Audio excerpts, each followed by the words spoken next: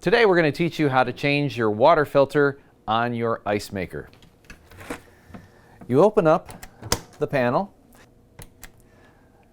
Once you've located where the water filter is, you turn it counterclockwise and it'll rotate out.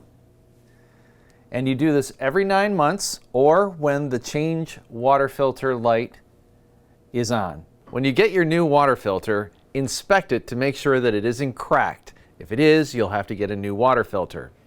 Take off the protective cap and inspect the O-rings to make sure that they're all there. If they're not there, then you have to replace your water filter.